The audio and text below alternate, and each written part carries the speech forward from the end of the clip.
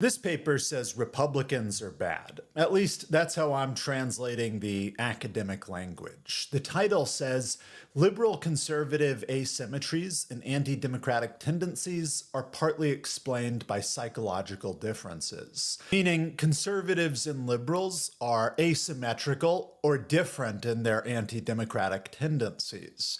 The paper says that conservatives, Republicans in the United States, are more anti-democratic than liberals. I have a few problems with this paper. I think they're constructing terms to get the results they want. Their underlying data set isn't public, so we can't double check them. And third, I think the sum of the relationships they present aren't really that meaningful.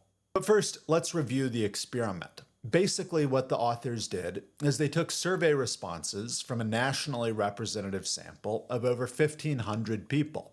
Survey questions included things like, are you a Republican? Or on a scale of 1 to 7, how strongly do you identify with the Republican Party? And that's where the authors get Republican or conservative sentiment from.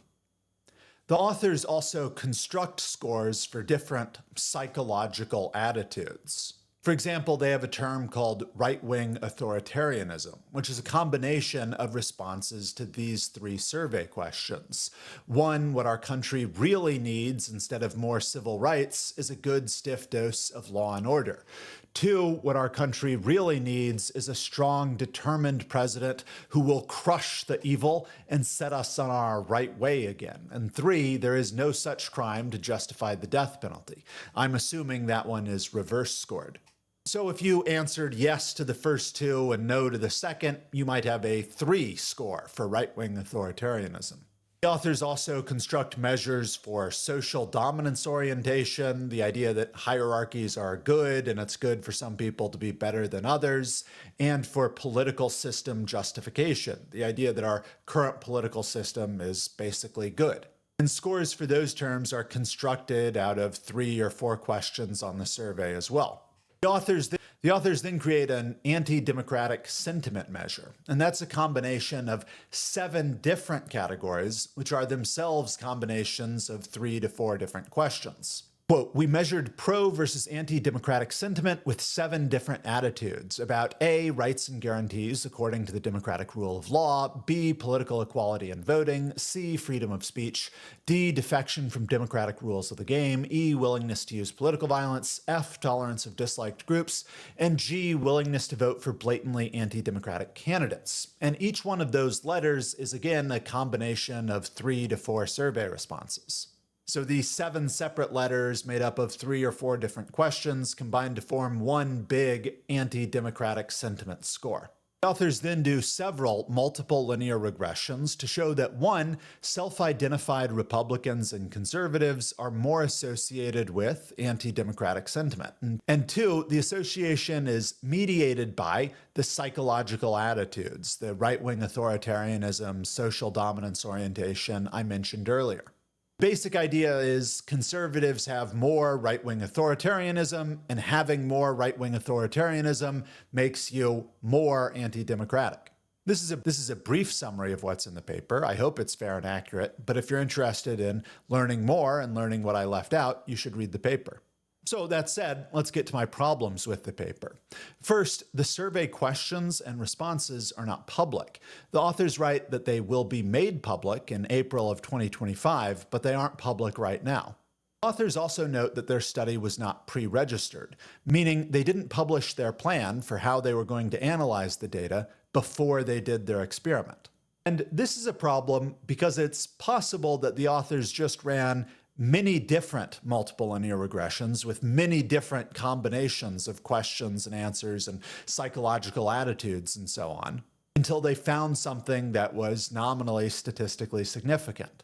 If their data was public, then we could check how robust their results were by constructing equally plausible measures of these things or changing their models a little bit and seeing if we could still get the same results.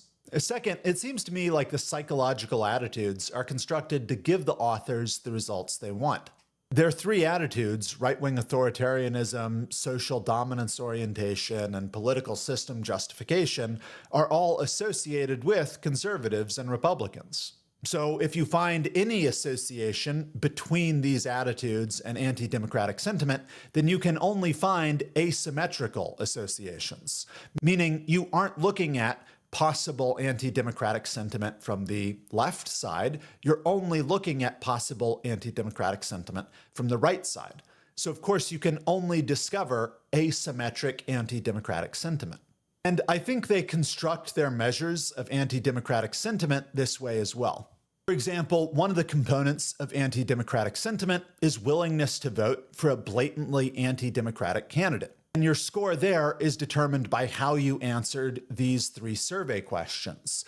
1, my opponent is so dangerous that they deserve to go to jail. 2, if I lose this election, it is only because the system is rigged. I will never concede defeat to my opponent. And 3, I don't care if the courts say this election is legitimate. I will decide whether to accept the results or not. Let's focus on that third point. Basically, the notional anti-democratic candidate is ignoring what the courts say, even though the courts are the entity that are supposed to determine if the election was legitimate or not. The candidate is ignoring what the courts say to substitute their own judgment instead. But also, that's a very Donald Trump-like thing to do. In other words, the survey question is kind of pitched so Republicans will answer it, yes, I would be willing to vote for a candidate who said that. But you could imagine a variation on that question. For example, I don't care what the Supreme Court says, I know that Roe v. Wade is constitutional. For me, it seems like that's an example of a candidate substituting the court's judgment for their own judgment, even though the court is the proper entity to decide what is and isn't constitutional.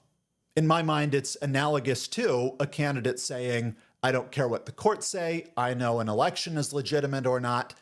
Another candidate says, I don't care what the courts say, I know what is and isn't constitutional. The difference is that the hypothetical question I'm posing would be more likely to elicit a yes response from a Democratic voter, whereas the actual question given to respondents is more likely to elicit a yes answer from Republican voters. The paper is defining anti-democratic sentiment as things Republicans are likely to agree with, and they're defining specific psychological attitudes as things that are likely associated with Republicans, and then they discover that these two things are associated. Finally, I'm not sure how meaningful some of the presented results are. Quote, results of our survey revealed that, as hypothesized, self-identified conservatives and strongly identified Republicans exhibited less support for political equality and legal rights and guarantees and greater willingness to defect from the rules of the game and to vote for blatantly anti-democratic candidates.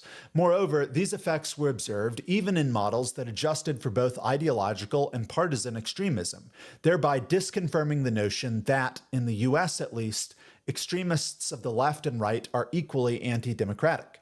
Let's look at defection from the rules of the game. In the supplemental document, the authors provide a series of regression tables. In step 2 of the series, the authors used conservative and Republican identification alone as independent variables, and their measure of defection from rules of the game as the dependent variable. They find basically no relationship. R squared is 0.07. In subsequent steps of their regression series, they add additional independent variables. By step 6, they've added all their independent variables. So they have things like age, education, race, ethnicity, income, gender, and so on. And with all of their independent variables added, their R squared is 0.36.